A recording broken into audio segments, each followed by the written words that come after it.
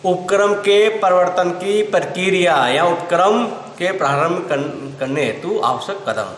तो अपने कल अध्ययन कर लिया था 6 चरणों का। 7वां चरण है उपक्रम का शुभारंभ करना, कॉमेंसमेंट ऑफ द वेंचर। उपक्रम की स्थापना के लिए उठाए गए सभी कदमों का कोई महत्व नहीं रहता यदि उक्त उपक्रम अपना कारोबार प्रारंभ नहीं करता है। कंपनी प्रारूप वाले उपक्रमों को छोड़कर अन्य सभी प्रकार के उपक्रम उपयुक्त चरणों के पूरा होते ही तत्काल अपने उपक्रम के व्यवसाय का शुभारंभ कर सकते हैं। किंतु एक सार्वजनिक कंपनी अपने व्यवसाय को तभी प्रारंभ कर सकती है जबकि उसी व्यवसाय प्रारंभ करने का प्रमाण पत्र प्राप्त हो जाए। कुछ औपचारिकताएं पूरी करने के बाद रजिस्ट्रार द्वारा ये प्रमाण पत्र जारी कर दिया जाता है। इस प्रमाण पत्र के प्राप्त होते ही सार्वजनिक कंपनी की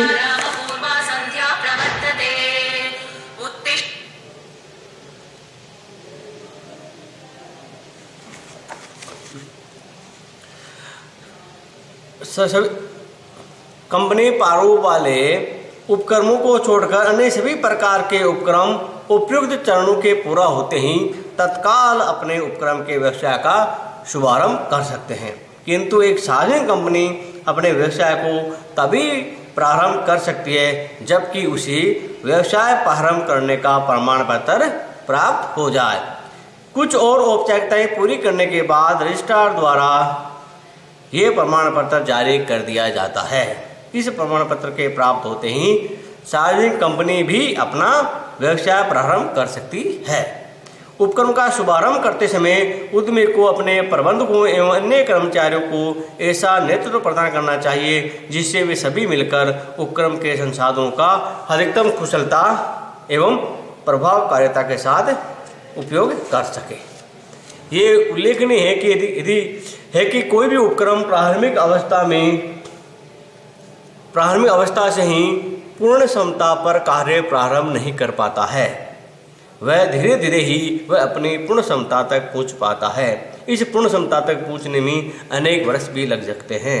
कई बार उद्यमी संपूर्ण क्षमता का उपयोग करना समुचित नहीं समझता है, अतः प्रत्येक उद्यमी की परिस्थिति के अनुसार ही उपक्रम की क्षमता का उपयोग बढ़ाते हुए धीरे धीरे संपूर्ण क्षमता तक पहुंचना चाहिए। इस प्रकार अब हमने उपक्रम के परिवर्तन की प्रक्रिया के बारे में अध्ययन किया है, इसके आवश्यक चरणों के बारे में अपने चर्चा की है।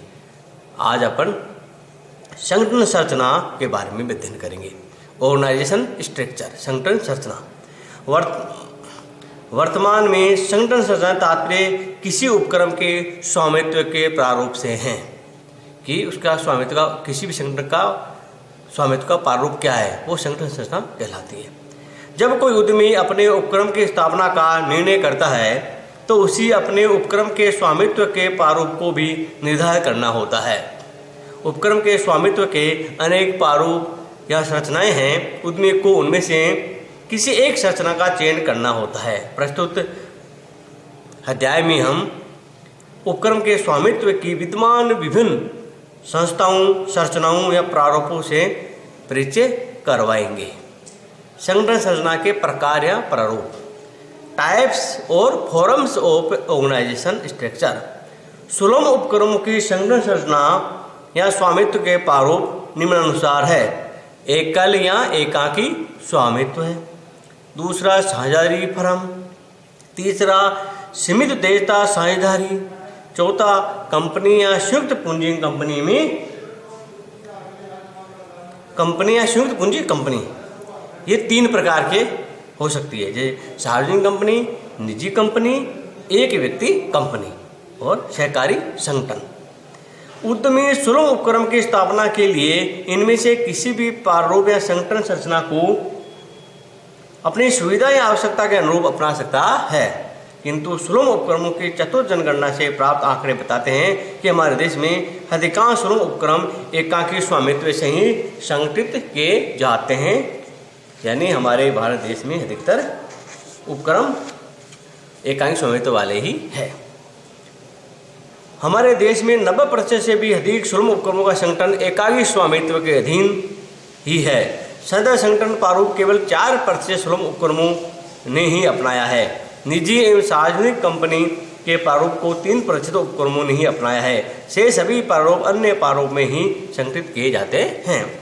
सीमित देयता साझेदारी तथा एक व्यक्ति कंपनी के प्रारूप हमारे देश में हाल ही में सर्जित किए गए हैं। इनका उपयोग अभी प्रारंभिक अवस्था में है। यहाँ हम ये स्पष्ट कर देना चाहते हैं कि केवल संगठन संरचना के प्रारूप की ही चर्चा करेंगे, न कि वितरण के माध्यमों यथा विशेषाधिकार दुकानों का। पाठ्यक्रम का अनुरूप ऐसा ही करना सही है। एकल या एकाकी स्वामित्व सेल्फ प्रोप्राइटरशिप,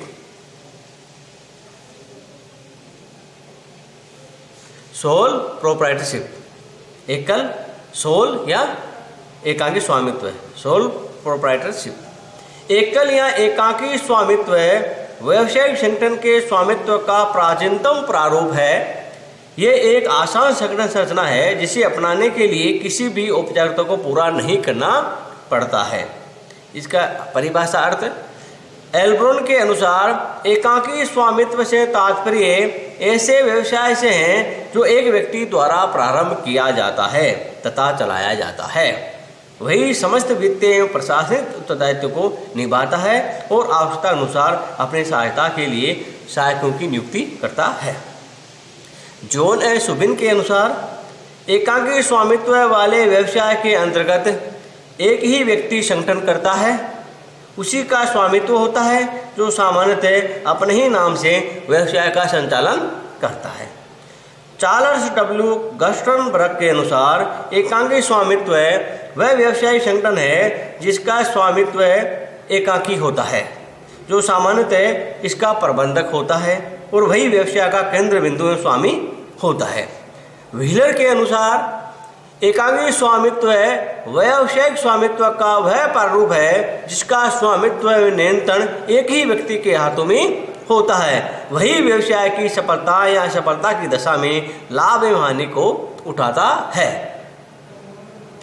जेम्स लुंडी के अनुसार एकाकी स्वामित्व एक अनौपचारिक व्यवसाय है जिस पर एक व्यक्ति का स्वामित्व होता है। वह एक व्यक्ति उस व्यवसाय का संचालन करता है। उपयुक्त सभी परिभाषाओं का अध्ययन से स्पष्ट होता है कि एकाकी स्वामित्व व्यावसायिक स्वामित्व का एक ऐसा प्रारूप है जिस पर केवल एक ही व्यक्ति का स्वामित्व होता है। सामान्यतः व्यक्ति व्यवसाय की समस्त क्रियाओं का प्रबंध एवं नियंत्रण करता है तथा इसके लाभों का एकाधिकारी होता है। हानि की दशा में भी यही व्यक्ति समस्त हानियों के प्रति उत्तरदायी होता है। एकाकी व्यापार को कई अन्य नामों से भी पुकारा जाता है जिनको सामान्यतः समान अर्थों में ही प्रस्तुत किया जाता है। उदाहरणार्थ एकल प्राइटरशिप, स्वामित्व वाले एकाकी स्वामित्व, सिंगल प्रोप्राइटरशिप, व्यक्तिगत स्वामित्व, एकल स्वामित्व, व्यक्तिगत उपक्रम आदि। इस एकाकी स्वामित्व की विशेषताएं। एकाकी स्वामित्व प्रारूप की कुछ प्रमुख विशेषताएं हैं जो निम्नलिखित है। ये व्यावसायिक स्वामित्व का प्राचीनतम रूप है, प्राचीनतम प्रारूप या प्रकार है। इस प्रकार के उपक्रम का स्वामी केवल एक ही व्यक्ति होता है। इस उपक्रम के प्रारूप को अपनाने वाले व्यक्ति का दायित्व असीमित होता है। गस्टनबर्ग ने लिखा है कि एकाकी स्वामित्व प्रारूप में एकाकी स्वामी का सब कुछ लगा होता है तथा वही सभी जोखिम को वहन करता है। स्वामित्व के इस प्रारूप में एकाकी स्वामी ही सभी लाभों एवं हानियों के लिए उत्तरदायी होता है। एकाकी स्वामी एवं उसके उपक्रम का कोई पृथक अस्तित्व नहीं होता है, अतः कानून उसके घर एवं व्यवसाय में कोई अंतर नहीं करता है। इस प्रारूप को अपनाने हेतु किसी औपचारिकता का पालन नहीं करना पड़ता है। एकाकी व्यापारी देश के कानून के अनुसार कोई भी व्यवसाय बिना किसी विशेष औपचारिकता के कर सकता है। एकाकी स्वामित्व वाले उपक्रम के सभी मामलों में एकाकी व्यापारी ही उच्चतम निर्णय होता है। उसे कानून रूप से किसी भी व्यक्ति से परामर्श कर निर्णय लेने की आवश्यकता नहीं होती है। एकाकी स्वामित्व वाले उपक्रम का कार्य क्षेत्र भी सीमित होता है। उसका कार्य क्षेत्र विस्तृत नहीं होता है। और एकाकी व्यापारी अपने उपक्रम की क्रियाओं में जब चाहे तब परिवर्तन कर सकता है। और एकाकी व्यापारी ऐसे स्वामित्व वाले उपक्रम को कभी भी प्रारंभ एवं समाप्त कर सकता है।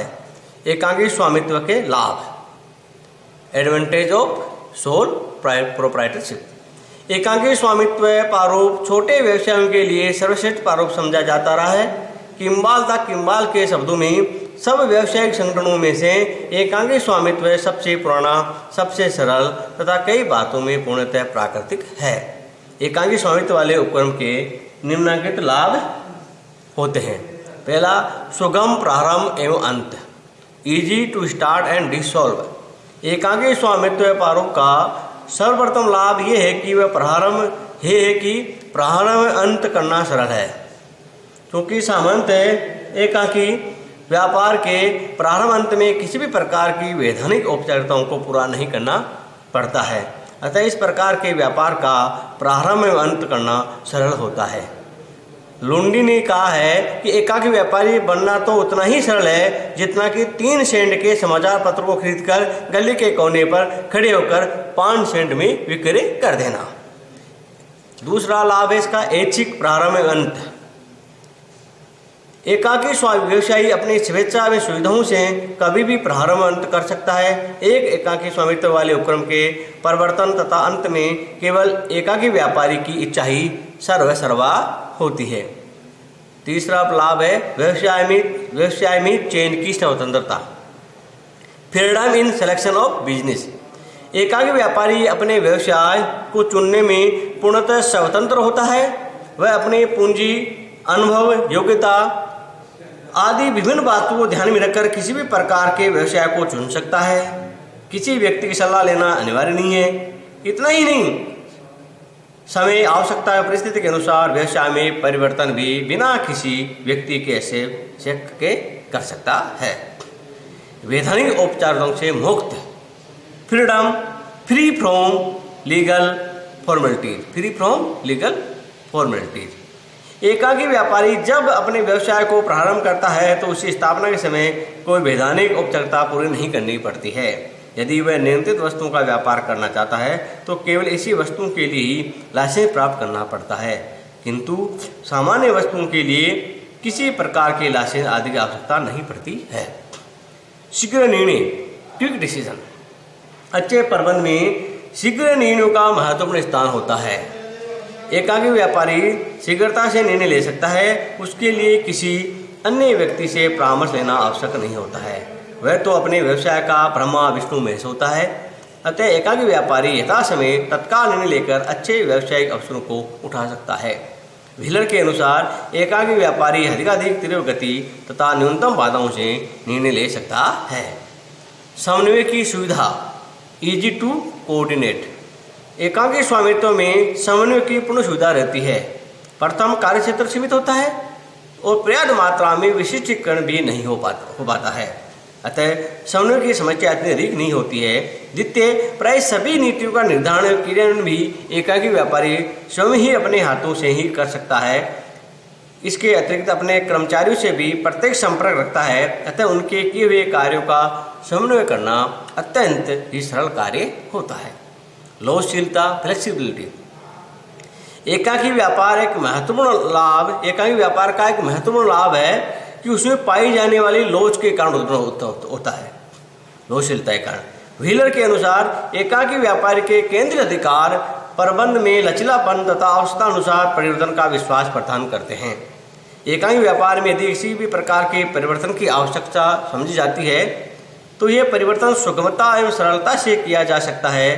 पीटरसन तथा प्लोमेन ने कहा है कि एकाकी व्यापारी को अपनी योजनाओं, पद्धतियों तथा कार्य विधियों को परिस्थिति के अनुसार ढालने की पूर्णतः स्वतंत्रता होती है। ग्राहकों से व्यक्तिगत संपर्क, पर्सनल कॉन्टैक्ट्स विद कस्टमर्स। प्राय एकाकी व्यापारी एवं ग्राहकों के मध्य कोई दूरी नहीं होती है, अर्थात एकाकी व्यापार में व्यापारी एवं ग्राहक सदैव एक दूसरे के बहुत नज़दीक होते हैं। अतः एकाकी व्यापारी को अपने ग्राहक के बारे में पूर्ण ज्ञान हो जाता है। उनकी रुचि और मांग का भली प्रकार अध्ययन किया जा सकता है। जो आधुनिक व्यवसाय की सफलता के लिए आवश्यक है। गोपनीयता, सीक्रेसी। व्यवसाय की सफलता के लिए गोपनीयता आवश्यक है। गोपनीयता के अभाव में व्यवसायिक प्रतिस्पर्धा में विजय प्राप्त करना कठिन होता है। एकांकी व्यापार में पूर्ण गोपनीयता बनाए रखना संभव है, क्योंकि एकांकी व्यापार की सभी रहस्यमयी बातों का ज्ञान केवल एकांकी व्यापारी को ही होता है। वह जब तक दूसरों को कोई बात बताना नहीं चाहता, तब तक वह बात बिल्कुल गुप्त रहती है। प्रबंधन के गुणों का विकास, डेवलपमेंट ऑफ मैनेजरियल एटीट्यूड। जब एकाकी व्यापारी सदैव कार्य करता है तो उसमें आत्मविश्वास, शीघ्र निर्णय लेने की क्षमता, चातुर्य, कुशलता आदि आदि विभिन्न गुणों का स्वतः विकास होने लगता है। इन गुणों के परिणाम स्वरूप ही वह उत्तम प्रकार से प्रबंधन करने में समर्थ होता है।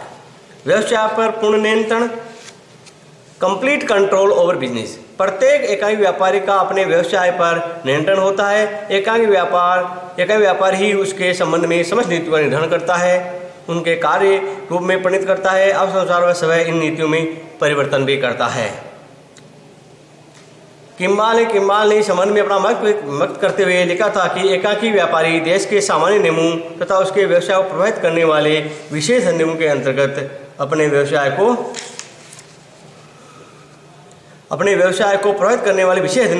अपने व्यवसाय से संबंधित समस्त मामलों का सर्वोच्च निर्णय होता है। सतर्कता, कॉशननेस। जितनी सतर्कता एकाकी व्यापारी में देखने को मिलती है, उतनी साझेदारी उसके कंपनी के प्रबंधकों में देखने में नहीं मिलती है। एकाकी व्यापारी का अपने व्यापार में संपूर्ण हित निहित होता है, जबकि अन्य प्रकार के संगठनों से संबंधित व्यक्तियों का संपूर्ण हित नहीं होता है। अच्छे श्रम संबंध, गुड लेबर रिलेशंस। एकाकी व्यापारी एवं कर्मचारियों के बीच प्रत्यक्ष संपर्क होने से उनके बीच मधुर संबंधों का सूत्रपात करना सरल होता है। एक दूसरे की परिस्थितियों में वास्तविकताओं को भली प्रकार से समझ सकते हैं। परिणाम स्वरूप अच्छे श्रम संबंध निर्मित किए जा सकते हैं। मितव्ययता, इकोनॉमी। एकाकी व्यापार में मितव्ययता से कार्य किया जाता है, क्योंकि समस्त खर्च एक ही व्यक्ति के निर्देशन में किए जाते हैं, जिसका भार भी प्रत्येक रूप से उसी व्यक्ति द्वारा ही वहन किया जाता है। अतः उस व्यक्ति की सदैव ये ध्यान रहता है कि धन का दुरुपयोग तो नहीं हो रहा। वह सदैव यही सोचता है कि साधनों का अधिकाधिक उपयोग किया जाए तथा न्यूनतम लागत पर अधिकाधिक उत्पादन किया जाए। परिणाम स्वरूप व्यवसाय में मितव्ययता बनी रहना स्वाभाविक है। ऋण प्राप्त करने में सुविधा, ईजी टू बोरो फंड्स।